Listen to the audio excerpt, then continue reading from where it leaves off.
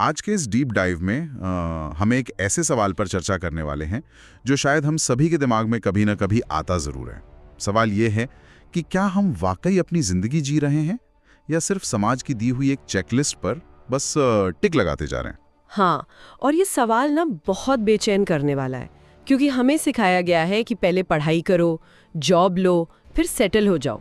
पर ये सब करने के बाद भी जो एक खालीपन लगता है ना, वो सोचने पर मजबूर कर देता है। बिल्कुल सही कहा। और आज हमारी इस चर्चा का जो सोर्स मटेरियल है वो इसी खालीपन को एड्रेस करता है।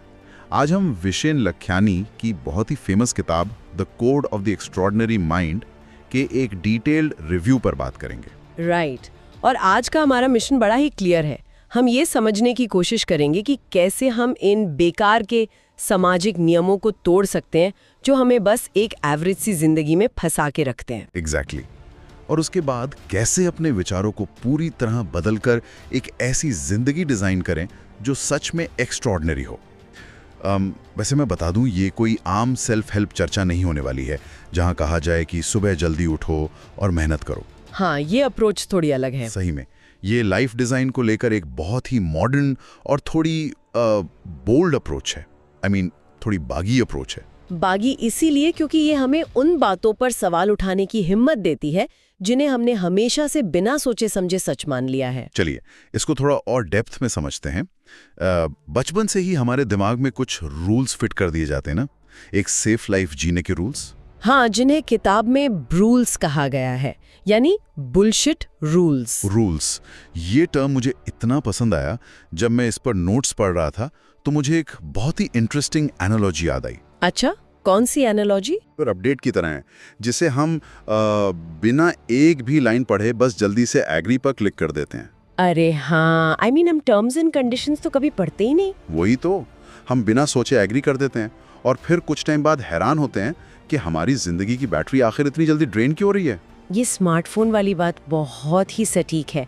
पर यहाँ जो बात सबसे ज्यादा हैरान करने वाली है ना, वो ये है कि समाज ये रूल्स किसी बुरी नीयत से नहीं बनाता। वेट, नियत बुरी नहीं होती? तो फिर क्या मकसद है इसका? मकसद हमेशा से सेफ्टी और सर्वाइवल रहा है।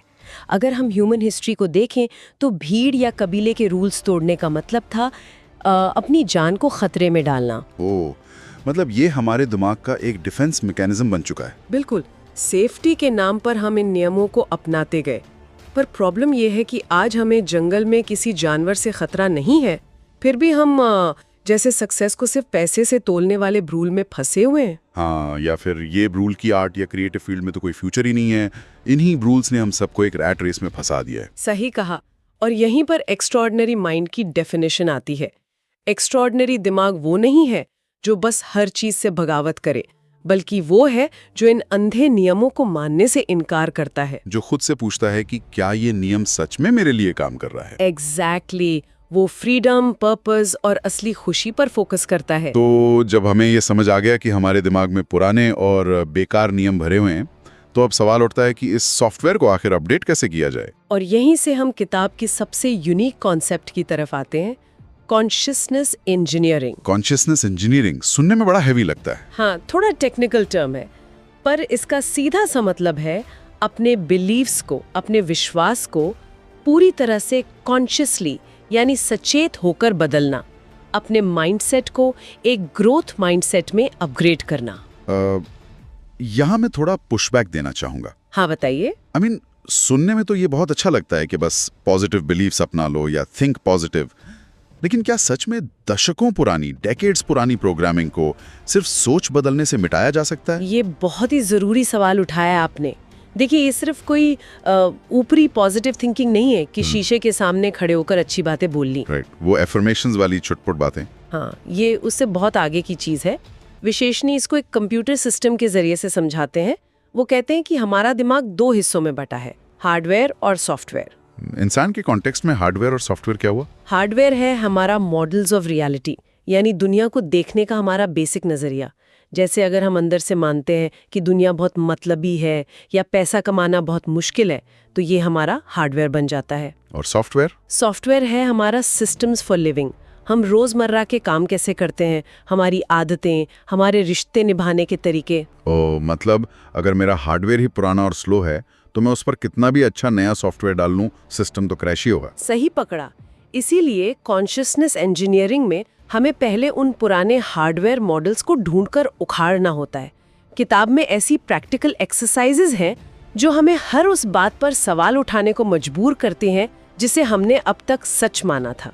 ये देखना होता है कि ये सोच मेरी अपनी है या मेरे पेरेंट्स या समाज ने मेरे दिमाग में डाली है। बिल्कुल, ये अपने दिमाग की आर्किटेक्चर को फिर से बनाने की प्रोसेस है। यहाँ आकर बात वाकई बहुत दिलचस्प हो जाती है, क्योंकि अगर हम अपने सोचने का तरीका, अपना हार्डवेयर बदल लें, तो इसका मतलब है कि हमारे लाइफ के गोल्स भी पूरी तरह बदल जाने चाहिए ना। हाँ, और बदलते भी हैं।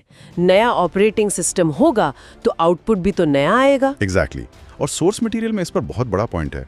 किताब में 2 तरह के गोल्स के बीच एक बहुत ही क्लियर लाइन ड्रॉ की गई है, मीन्स गोल्स और एंड गोल्स। ये इस किताब का सबसे जोरदार हिस्सा है। वैसे हम लोग हमेशा मीन्स गोल्स के पीछे भागते हैं, जैसे बड़ा घर, प्रमोशन या बैंक बैलेंस, जबकि ये चीजें सिर्फ साधन है, यानी मीन्स हैं। इन सब के पीछे एक फीलिंग छिपी होती है जिसे हम पाना चाहते हैं।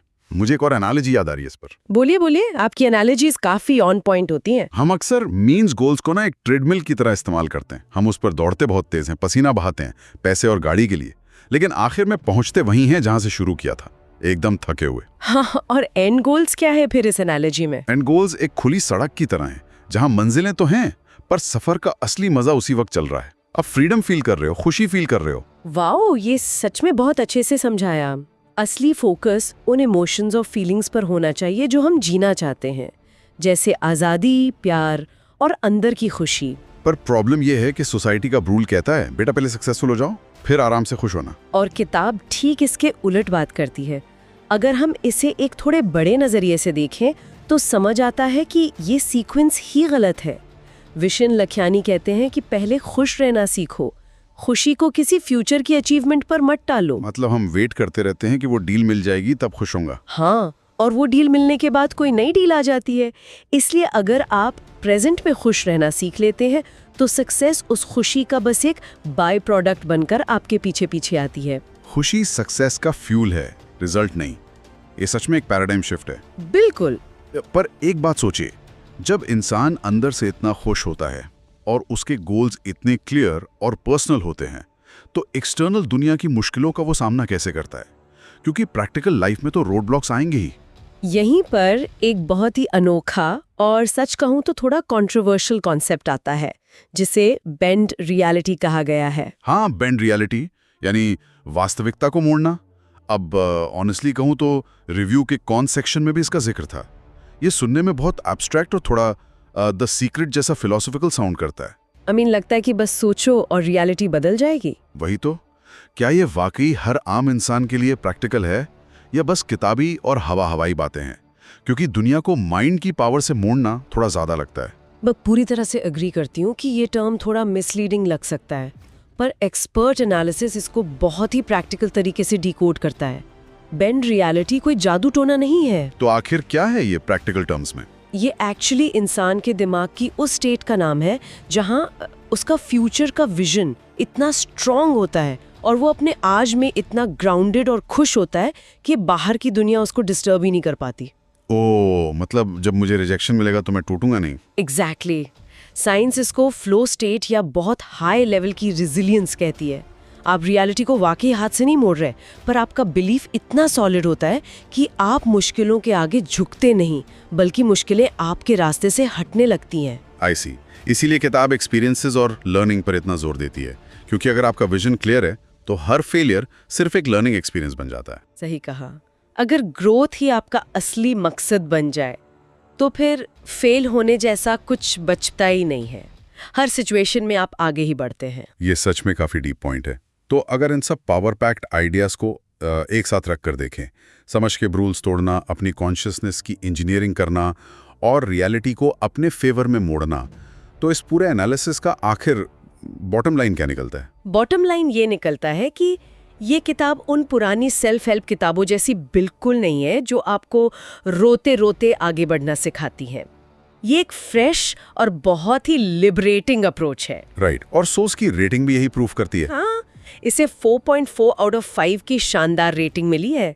तो जो लोग अपनी ज़िंदगी को सच में एक नई दिशा देना चाहते हैं, चाहे वो कोई स्टूडेंट हो जो करियर को लेकर कंफ्यूज है, या कोई एंटरप्रेन्योर या कोई भी क्रिएटर, उनके लिए सोर्स मटेरियल किसी मास्टरपीस से कम नहीं है। बिल्कुल, ये उन्हें अपने रूल्स खुद लिखने की हिम्मत देता है। तो जाने से पहले एक थॉट प्रोवोकिंग सवाल हम अपने चर्चा में छोड़कर जाना चाहते हैं, जो सोर्स में डायरेक्टली नहीं लिखा था पर इस पूरे डीप डाइव से निकल कर आता है। हाँ, सवाल पूछिए। अगर हमारे दिमाग में मौजूद हर बड़ा नियम किसी और ने डाला है, तो आज हम अपनी जिंदगी का ऐसी कौन सी चेकलिस्ट या रूल मानकर चल रहे हैं जिस पर 10 साल बाद हम खुद ही पीछे मुड़कर जोर से हंसने वाले हैं? ये बहुत ही गहरा सवाल है।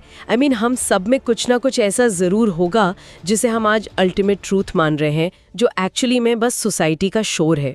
सही में। तो इस पर विचार कीजिए, अपने नियम खुद बनाइए और अपनी एक्स्ट्राऑर्डिनरी लाइफ को आज ही डिजाइन करना शुरू कीजिए। इस डीप डाइव में हमारे साथ जुड़ने के लिए बहुत बहुत शुक्रिया।